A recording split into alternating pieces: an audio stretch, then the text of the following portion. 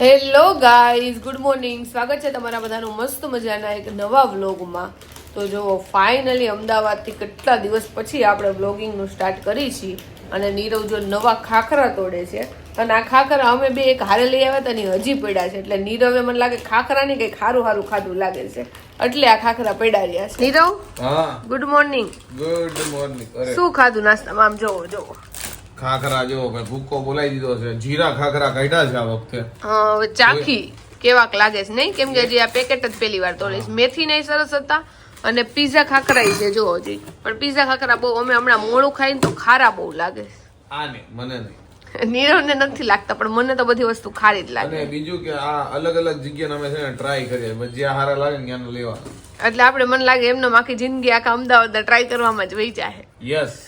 તો અહીંયા અમદાવાદમાં જ છે ને મારે બધી પ્રોડક્ટ હોય નાવા ધોવાની. હું સુરત લઈ ગઈ હતી સ્કિન કેરની અમુક પ્રોડક્ટ, પણ બધી નહોતી લઈ ગઈ. અત્યારે તો જો કે કંઈ કર્યું નથી સ્કિન કેર. અને અહીંયા મેં છે ને મારી સ્કિન ડ્રાય થઈ જાય ને એટલે સારું થયું ડ્રાય ક્લિન્ઝર લીધું હતું.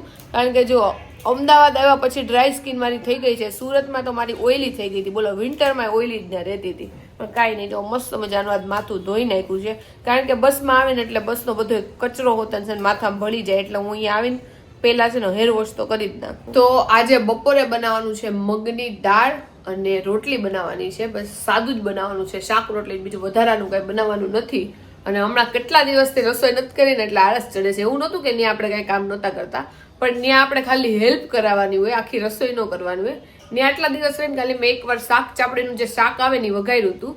એના સિવાય મેં ગેસ ઉપર કઈ કામ નહોતું કર્યું. બધું સુધારવાનું, લોટ બાંધી દેવાનું ને એવું બધું કામ કર્યું હતું. અને કાંઈ નહીં, હવે આપણા ઘરે પાછા આવી ગયા છે તો આપણું રૂટીન પાછું શરૂ થઈ ગયું છે. તો આજે મેં એકદમ સિમ્પલ બનાવી શાક અને રોટલી. હમણાં છે ને ત્યાં નકરું ખાઈને હું ધરાઈ ગઈ છું. આજે જો જમવામાં છે મગની દાળ, રોટલી છે, પછી સલાડ છે, પછી જો બટેકાનું શાક છે અને છાશ ને એવું બધું છે. અને જો આજે ખાસ છે જાદરિયું. જો ભાઈ માણા ખાઈ છે ને પછી નારિયેળ પાણી ધબધબાટી બોલાવે છે. સોસાયટીમાં આવ્યો ને એટલે ખાધા વગર નારિયેળ પાણી પીવે છે કે મેં ખાલી થોડુંક જાદરિયું જ ખાધું છે. નીરવના પર્સમાં પૈસા એટલા છે જો નીચે પડી ગઈ છે, ઉપડતા નથી મારા. જો આખું પાકીટ ભર્યું છે, આખું ખાલી છે. એમ કે ખાલી 30 રૂપિયા નીકળી ગયા તો એમાંથી. આજ તે ખાધું નથી ને?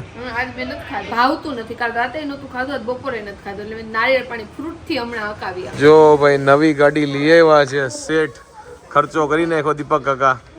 હું ગોઠવવાનું છે હવે ગાડીનું, પેંડાનું?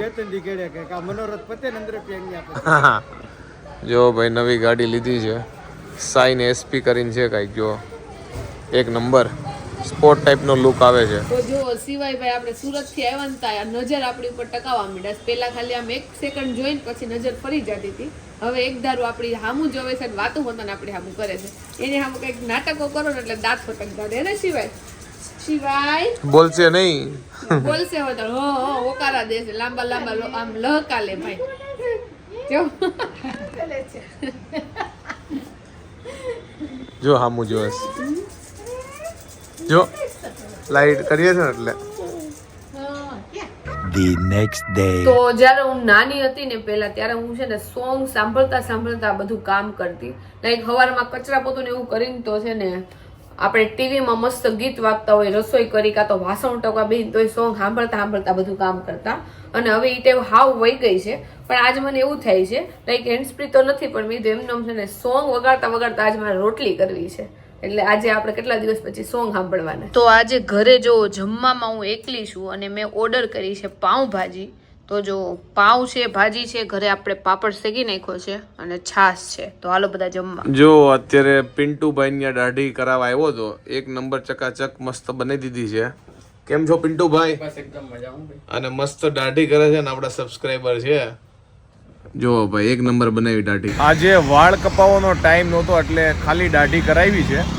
અને આજે અમારા ફુવા છે ત્યાં મનોરથ છે, તો ત્યાં પણ જવાનું છે, હાજરી આપવાની છે. તો ફટાફટ નીકળી આવે.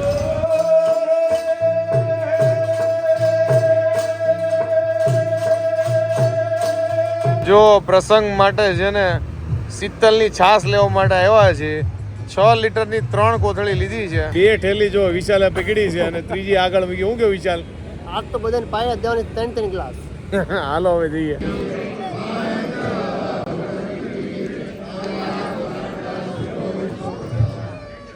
જો ભાઈ મનોરથમાં બધા લોકો જો જમવા માટે બેસી ગયા છે, બધા લોકોને પીરસાઈ ગયું છે.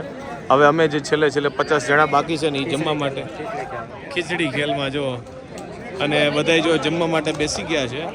અને અહીંયા કેવું હોય કે અમારે બુફે સિસ્ટમ ન હોય મનોરથમાં, જો પીરસવાનું હોય ફરજિયાત, ગમે એટલા માણા હોય ને તોય જો કે અમે છેલ્લે 50 જણા જ રહ્યા છીએ. એટલે જો કોણ પીરસે છે જો તમે, કેડી સેવાનું કામ કરવું પડે ને.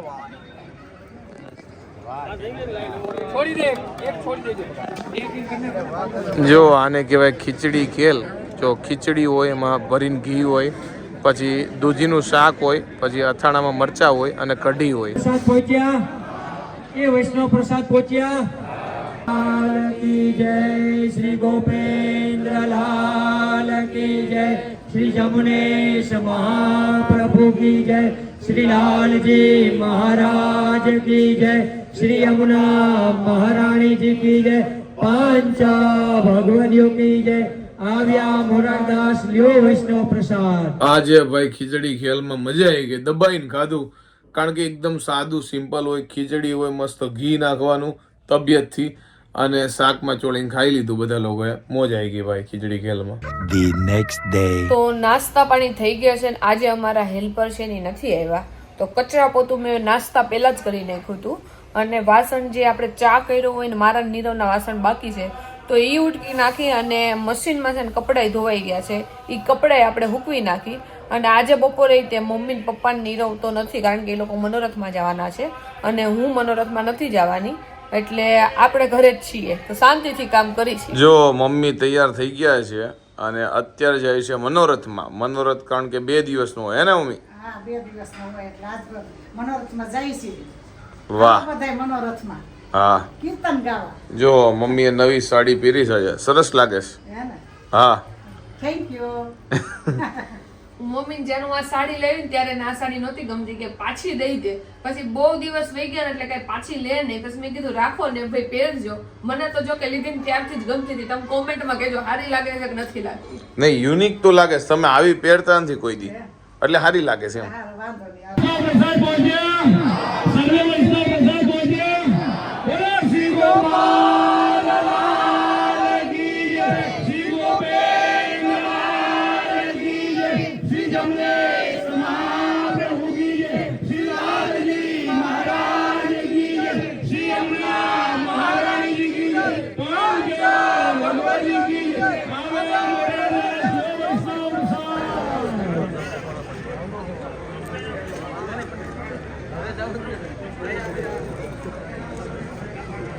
જો પીરસવા વાળા છેલ્લે બેસી ગયા છે અને આ છે જમવાનું. જો ભાઈ મિક્સ શાક છે, પૂરી છે, ભાત છે, ઢેફલા છે, પછી જો ખમણ છે, સંભારો છે, દાળ છે.